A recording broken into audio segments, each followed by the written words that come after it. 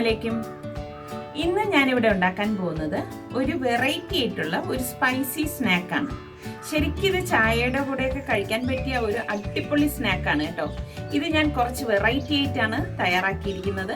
ഞാൻ ഉണ്ടാക്കിയെടുത്തപ്പോൾ എനിക്ക് വളരെ ഇഷ്ടപ്പെട്ടു. ഞാൻ വിചാരിച്ചു ഇത് എന്തായാലും നിങ്ങൾക്കും ഇഷ്ടപ്പെടുമെന്ന്. എനിക്ക് തോന്നുന്നു കുട്ടികൾക്കും മുതിർന്നവർക്കും ഈ സ്നാക്ക് ഇഷ്ടപ്പെടുമായിരിക്കും. അപ്പം എന്തായാലും നിങ്ങളൊന്ന് ട്രൈ ചെയ്ത് നോക്കിയിട്ട് എൻ്റെ അടുത്ത് അഭിപ്രായം പറയണം കേട്ടോ. അതുപോലെ തന്നെ ഞാൻ ലാസ്റ്റ് പോസ്റ്റ് ചെയ്ത സ്വീറ്റ് പൂവ നിങ്ങൾക്ക് എല്ലാവർക്കും ഇഷ്ടമായെന്ന് അറിഞ്ഞതിൽ വളരെ സന്തോഷം. അതുപോലെ ഇതും നിങ്ങളൊന്ന് ട്രൈ ചെയ്ത് നോക്കണം. പിന്നെ ഒരു കാര്യം നിങ്ങൾ ഇത് ഉണ്ടാക്കുമ്പോൾ ശ്രദ്ധിക്കണം, ഇത് നമ്മൾ കുഴച്ച് പരത്തിയ ഉടൻ തന്നെ ഫ്രൈ ചെയ്തെടുക്കാൻ നോക്കണം. അല്ലാതെ നമ്മൾ കുഴച്ച് വെച്ചിരുന്നിട്ട് ഒരിക്കലും പരത്തി ഫ്രൈ ചെയ്തെടുക്കാൻ ശ്രമിക്കരുത്. അങ്ങനെ ചെയ്തു കഴിഞ്ഞാൽ എന്താണെന്ന് വെച്ചാൽ, ഒന്ന് ഇത് എണ്ണ കുടിക്കും, രണ്ട് ഇത് പൊട്ടിപ്പോകാൻ സാധ്യത കൂടുതലാണ്. അപ്പൊ ഈ ഒന്ന് രണ്ട് കാര്യങ്ങൾ നിങ്ങൾ ശ്രദ്ധിച്ച് ചെയ്യുകയാണെങ്കിൽ ഈ സ്നാക്ക് നിങ്ങൾക്ക് തയ്യാറാക്കിയെടുക്കാൻ പറ്റും. അപ്പൊ അത് എങ്ങനെയാണ് തയ്യാറാക്കുന്നതെന്ന് നമുക്ക് നോക്കാം. ഈ സ്നാക്ക് ഉണ്ടാക്കാൻ വേണ്ടിയിട്ട് ഒരു ബൗൾ എടുക്കണം. പിന്നെ ഇതിലേക്ക് ഞാനിവിടെ 1 കപ്പ് കടലമാവ് എടുത്തിട്ടുണ്ട്. അതായത് 250 ml ഒരു കപ്പാണ് ഞാനിവിടെ എടുത്തിരിക്കുന്നത്. ഇത് ഈ ബൗളിലേക്ക് ഇട്ട് കൊടുക്കാം. ഇതിലേക്ക് 1/4 ടീസ്പൂൺ മഞ്ഞൾപ്പൊടിയും 1/2 ടീസ്പൂൺ കാശ്മീരി റെഡ് ചില്ലി പൗഡറും 1/2 ടീസ്പൂൺ ഗരം മസാല പൊടിയും 1/4 ടീസ്പൂൺ കായപ്പൊടിയും മതി. 1/2 ടീസ്പൂൺ പെരിഞ്ജീരകം, അതായത് ഫെനൽ സീഡാണ്. 3/4 ടീസ്പൂൺ അയമോദകവും, അതായത് അജ്വൈൻ സീഡാണിത്. പാകത്തിനുള്ള ഉപ്പും ഏകദേശം 1/2 കപ്പ് മല്ലിയിലയും കൂടി ചേർത്ത് ഇതൊന്ന് മിക്സ് ചെയ്ത് കൊടുക്കാം.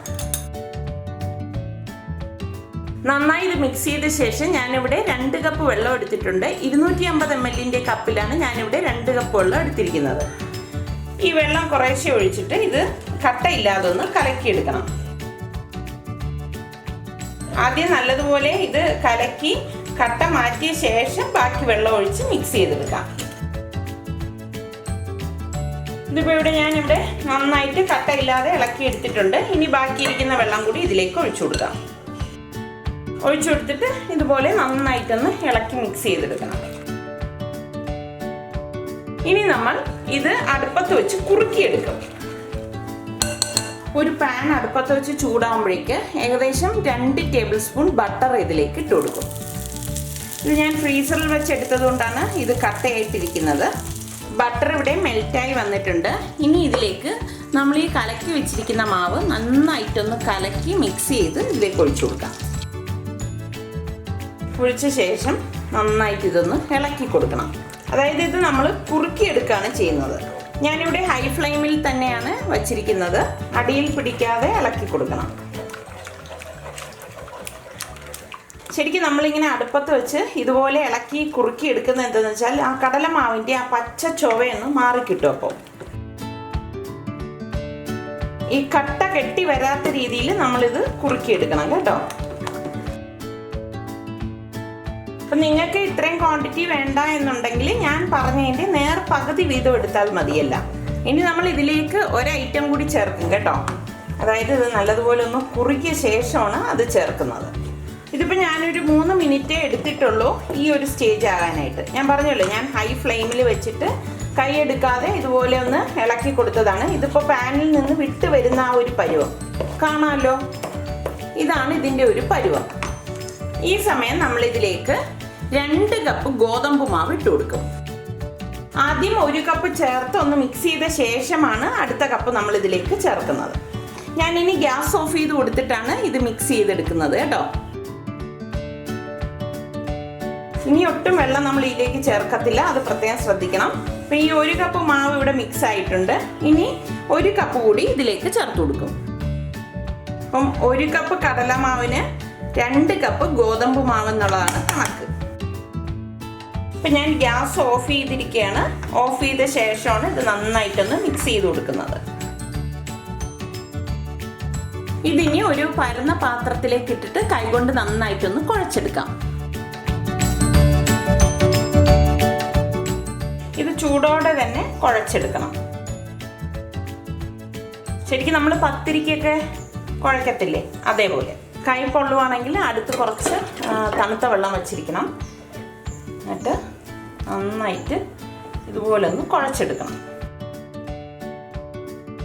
ശരിക്കും ഇപ്പം തന്നെ നല്ല ഒരു മണമാണ്, കാരണം ഈ മസാലയൊക്കെ ചേർന്നിട്ടേ മാവ് നല്ല സ്മൂത്തായി കിട്ടാനാണ് നമ്മളിങ്ങനെ കുഴച്ചെടുക്കുന്നത്. അതുപോലെ ഒട്ടും കട്ടയും ഉണ്ടാവരുത്. ഇത്രയും മതിയാകും. ഇനി നമുക്കിത് പരത്തിയെടുക്കാം. ഇനി നമുക്ക് ഇതിൽ നിന്ന് കുറേശ്ശെ മാവെടുത്തിട്ട് ഇതൊന്ന് പരത്തിയെടുക്കണം. 1/4 ഇഞ്ച് കനത്തിൽ വേണം നമ്മളിത് പരത്തിയെടുക്കേണ്ടത്. ഇത്രയും മതിയാകും. ഇനി ഞാനിത് കട്ട് ചെയ്തെടുക്കാൻ വേണ്ടി ഒരു സ്റ്റാറിൻ്റെ കട്ടറാണ് എടുത്തിരിക്കുന്നത്. ഇനി നിങ്ങളുടെ കയ്യിൽ ഇതില്ല എന്നുണ്ടെങ്കിലും പ്രശ്നമൊന്നുമില്ല. നിങ്ങളുടെ കയ്യിൽ ഉള്ള കട്ടർ വെച്ചിട്ട് ഇത് കട്ട് ചെയ്തെടുക്കാം ഇഷ്ടമുള്ള ഷേപ്പിൽ. ഇനി ഈ കട്ടർ ഒന്നും ഇല്ലെങ്കിലും പ്രശ്നമില്ല, കുപ്പിയുടെ മൂടി കൊണ്ട് നമുക്കിത് കട്ട് ചെയ്തെടുക്കാം. കണ്ടോ, ഇതുപോലെ കട്ട് ചെയ്തെടുക്കണം. ഇനി ഇരിക്കുന്ന മാവെല്ലാം പരത്തി ഇതുപോലെ കട്ടർ കൊണ്ട് കട്ട് ചെയ്തെടുക്കാം. ഇപ്പം നിങ്ങളുടെ കയ്യിൽ കട്ടറൊന്നും ഇല്ലെങ്കിൽ ഇതുപോലെ ഒരു ഗ്ലാസിൻ്റെ വാവട്ടം കൊണ്ട് ഈ ഒരു ഷേപ്പിൽ കട്ട് ചെയ്തെടുക്കാവുന്നതാണ്. കണ്ടോ, ഇതുപോലെ റൗണ്ട് ചെയ്തിരിക്കും. അതൊക്കെ ഓരോരുത്തരുടെ ഇഷ്ടമാണ് എങ്ങനെ കട്ട് ചെയ്തെടുക്കണം എന്നുള്ളത്. ഇതുപോലെ എല്ലാം കട്ട് ചെയ്തെടുക്കണം. ഇനി നമുക്കിത് ഫ്രൈ ചെയ്തെടുക്കുന്നത് എങ്ങനെയാണെന്ന് നോക്കാം. ഫ്രൈ ചെയ്തെടുക്കാനുള്ള പാൻ ഇവിടെ ചൂടായിട്ടുണ്ട്. ഇനി ഇതിലേക്ക് ഇത് ഫ്രൈ ചെയ്തെടുക്കാൻ പാകത്തിനുള്ള ഓയിൽ ഒഴിച്ചു കൊടുക്കാം. എണ്ണ ഇവിടെ ചൂടായിട്ടുണ്ട്. ഇനി നമ്മൾ ഈ കട്ട് ചെയ്ത് വെച്ചിരിക്കുന്ന ഓരോ പീസും ഇതിലേക്ക് ഇട്ടിട്ട് ഫ്രൈ ചെയ്തെടുക്കാം. നല്ല ചൂടായ എണ്ണയിലിട്ട് വേണം ഇത് ഫ്രൈ ചെയ്തെടുക്കേണ്ടത്. ഇതിൽ നമുക്ക് ബേക്കിംഗ് സോഡയോ ബേക്കിംഗ് പൗഡറോ ഒന്നും വേണ്ട കേട്ടോ. അല്ലാതെ തന്നെ കണ്ടോ പൊങ്ങി വരുന്നത്. റൗണ്ട് ആണെങ്കിൽ കറക്റ്റ് റൗണ്ടിന് ഇത് പൊന്തി വരും. ഒരു സൈഡ് റെഡി ആവുമ്പോൾ നമുക്കിതൊന്ന് മറിച്ചിട്ട് കൊടുക്കാം. നമ്മൾ തിരിച്ചും മറിച്ചു വിട്ട് നല്ല ഗോൾഡൻ കളർ ആവുമ്പോൾ എണ്ണയിൽ നിന്ന് മാറ്റാം. നമുക്കിത് റെഡിയായെന്ന് അറിയുന്നത് ഈ എണ്ണയുടെ പതയൊന്ന് അടങ്ങും. ആ സമയം ഇത് റെഡിയായി എന്നാണ് അർത്ഥം. ഇതിപ്പോൾ ഇവിടെ റെഡി ആയിട്ടുണ്ട്. ഇനി ഇത് എണ്ണയിൽ നിന്ന് മാറ്റിയെടുക്കാം.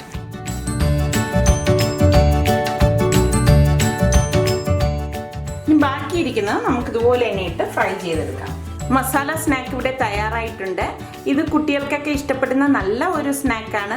ശരിക്കും നല്ല ഒരു മസാലയുടെ ഒരു ഡിഫറെൻറ്റ് ടേസ്റ്റാണ് ഇതിന് വരുന്നത്. അപ്പം നിങ്ങളെല്ലാവരും ഇത് ട്രൈ ചെയ്ത് നോക്കി. നിങ്ങൾക്കിത് ഇഷ്ടമാണെങ്കിൽ ഇതിൻ്റെ ലിങ്ക് ഷെയർ ചെയ്യുവാനും ലൈക്ക് ചെയ്യുവാനും കമൻറ്റ് ചെയ്യാനും മറക്കണ്ട. അതുപോലെ തന്നെ സലു കിച്ചൻ സബ്സ്ക്രൈബ് ചെയ്തിട്ടില്ലാത്തവരുണ്ടെങ്കിൽ ഈസി റെസിപ്പികൾക്കായി സലു കിച്ചൻ സബ്സ്ക്രൈബ് ചെയ്യാൻ മറക്കരുതേ.